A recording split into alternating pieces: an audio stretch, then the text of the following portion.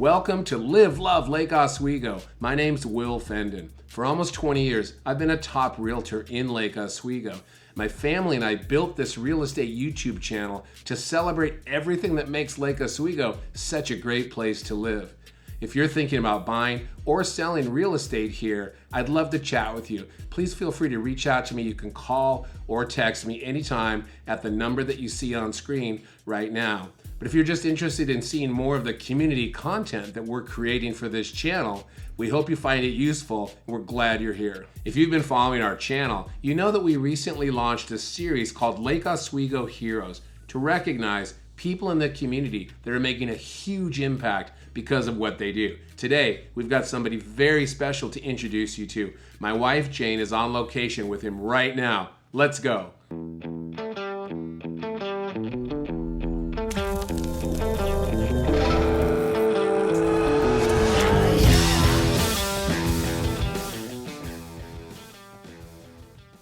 We're excited to be here with Brian Monihan from the LO Review, and he is our next Lake Oswego hero. Brian, do you want to tell us a little bit about what you do, your title here, and what you do here at the Lake Oswego Review? Sure.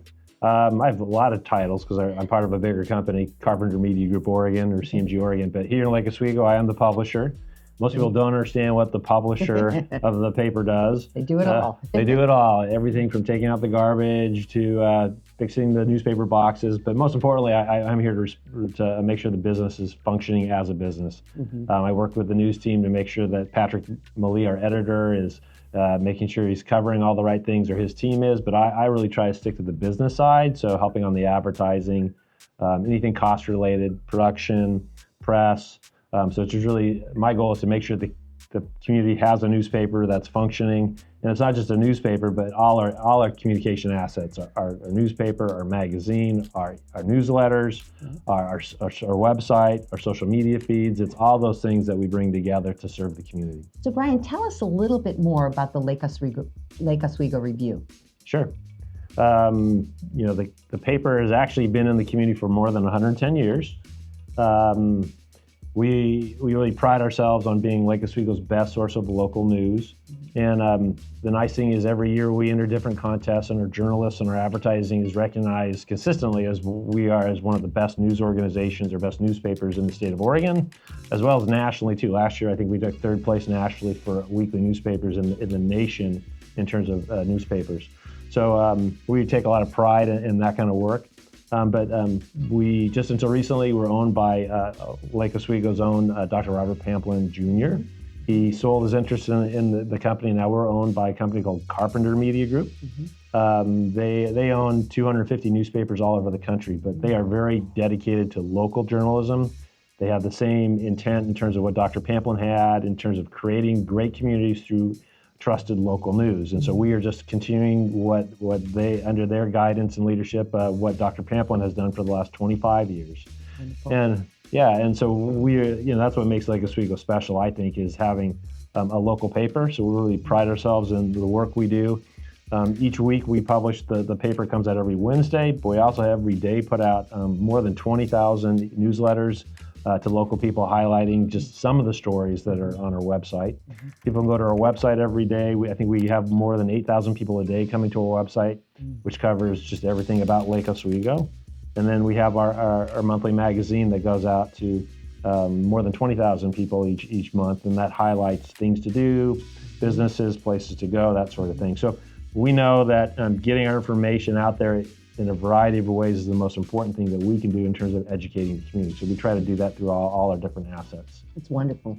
I worked in advertising sales for a number of years in Chicago, New York City, and LA, and I know the importance of the news and the importance of national and local news. But share with us a little more of the importance of local news.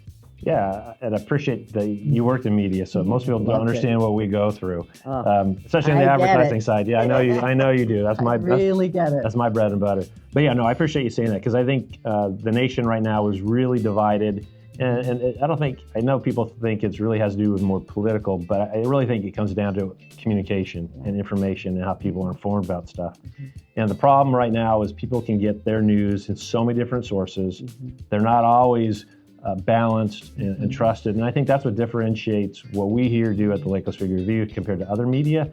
I mean, we're not trying to be controversial in what we do. We want to cover what's happening at the schools and city council, but we want to tell success stories, businesses that are opening and closing, veterans who have served our country. We want to highlight their story, talking about graduation and amazing kids. I mean, there's so many amazing people in our community. And so to me, that's the most important thing we can do is highlight the many people, the many events, the many activities are happening in Lake Oswego to be the source for that kind of news. And also, again, if we can be the trusted source for providing information about what's happening at City Hall or at your local school, then my hope is that people are more informed about what's going on. They can be part of the solution if they're worried about something versus being surprised or unaware because they don't pay attention. And I think what makes Lake Oswego special is the fact that we reach a majority of the community through our different media outlets or assets.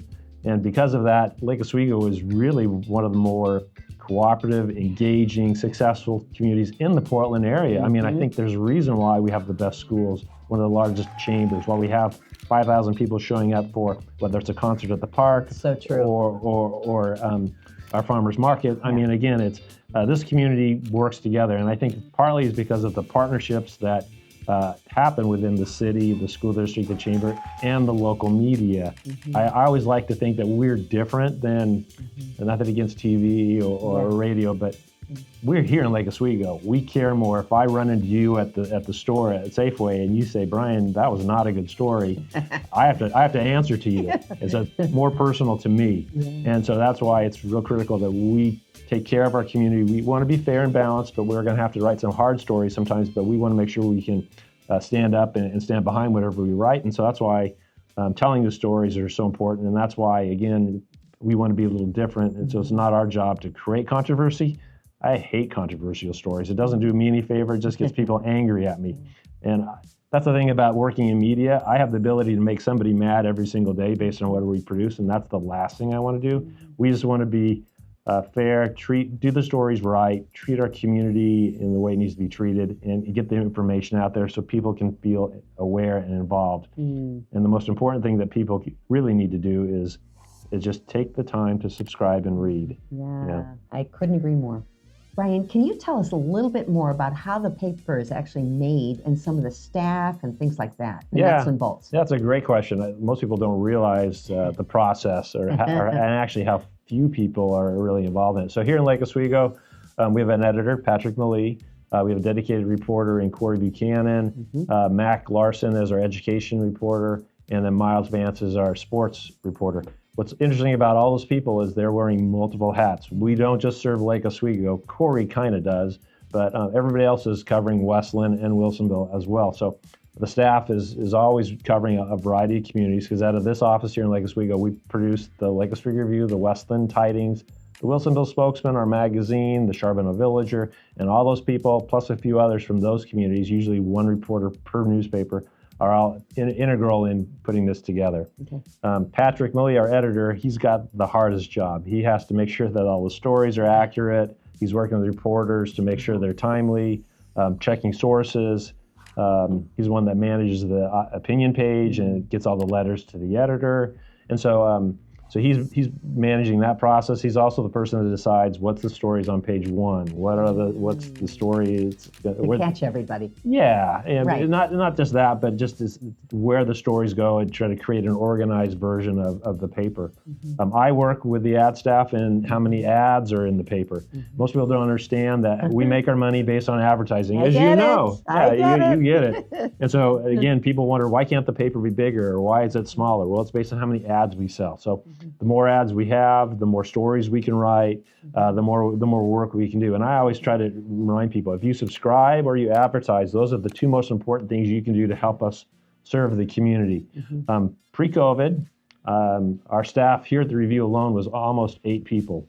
Now, and I mentioned it's more like 3.5 to 4. Boy, they're doing a lot. They are doing a lot. But the reality, too, is we're not able to cover as much. And if we had more support we would take those funds and directly put them into hiring more staff so we could write more stories about local businesses, local people, local events.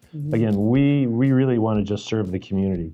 And then we feel we can do that best by continuing to be Lake Oswego's best source for local news and advertising. So each week Patrick is working. We start about a week ahead of time in terms of laying out the paper and designing it. It goes to press usually on Tuesday mornings, and it's delivered that night to the post office, and then the post office delivers it Wednesday morning in the mail. And then if anything breaking is happening, our team is on it. We're posting it immediately on our websites. And same with our newsletters. We're trying to update the newsletter. So we're trying to get the information out there. As you know, people read their news in all different ways. They do. Yeah, and so it's really important to, again, just remind people that the review is the all-encompassing source, so you can read our content in different ways. That's wonderful. After my experience in advertising and all, I know that media's changed. And as the publisher, I'd really love to hear your perspective on how it has changed. News has changed. Yeah, that's a great question. And it's changed so much in my career. I've been doing this for almost 40 years. And in that time, we went from a situation where it was all about your local newspaper, your local TV, your local radio, to nowadays where people have thousands of interactions with different media every single day, whether you know it or not, based on your phones, whether you see on billboards and things flashing at the supermarket. But I think right now, media in general is at I don't want to say it's a crisis, but it's at a crossroads. And you see it nationally through political elections and how divided the country is. You see it in terms of how many places that people can go. I mean, one of the top most listened to radio stations in Oregon is NPR, which only has a 10% reach. Right now, Google and Facebook are the drivers of all advertising, and people are going there for a lot of their news. It's scary. We were just talking about a story that we're working on related to where high school kids get their news, and they said they usually get it from TikTok or Instagram, which, again, is it a balanced source? Is it a truthful source? That's the scariest thing. And so I think what differentiates us from the national news is that, again, we're local. We're going to write stories about your family, your neighborhood, your community, your local businesses. But I think what's really critical is that people understand that we offer something that is special, but also it's based on the support we get out of the community. And, Carpenter Media, they have a mantra that they want to support the community as much as the community supports the newspaper. And so without that support, without the financial, I can't serve the community in the way that we really want to. I know we could tell twice as many stories if we had more support. And the thing is, throughout Oregon, there are newspapers that are going away. It's hard to believe there are communities that don't have a newspaper and they don't have a trusted source. And again, it's being replaced by stuff that people can find online. It's being replaced by a community Facebook page, which, there's all kinds of stories about stuff that's getting posted on social media that is not true whatsoever, and then it spins out of control. And so if the thing about having a local paper, it should be trusted, it should be respected, and if we do our jobs, we should bring the community together to create a stronger community and celebrate things that, again, it's disappointing to me when a community, maybe their local high school team wins a state championship, but there's no mention of it other than a paragraph in the Oregonian. Again, it's celebrating graduations. This is a great example of bringing the community together, where we did a community portrait where the community came together. Look at that. And we had 500 people showing up to do a community picture that was on the front page of the review. I mean, that's the fun community stuff that you just don't get anywhere else. Well, the pictures at the holidays, and what we're grateful for at Thanksgiving. Absolutely. And we do a lot of community stuff. So again, if people don't think about it from the standpoint of, if I don't support it, it won't exist. That's the sad thing, because again, we're seeing it disappear throughout Oregon right now. And again, it's so critical that people support their local media. So Brian, if you want to really support this paper, what's the best way to do it?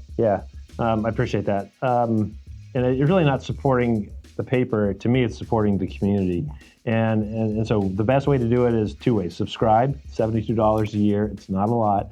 Or better yet, advertise. If you're a local business, you're a local community organization, you need to get the message out, utilize our megaphone to reach the community. That's where we can then take those dollars and come back to supporting the community with more news coverage.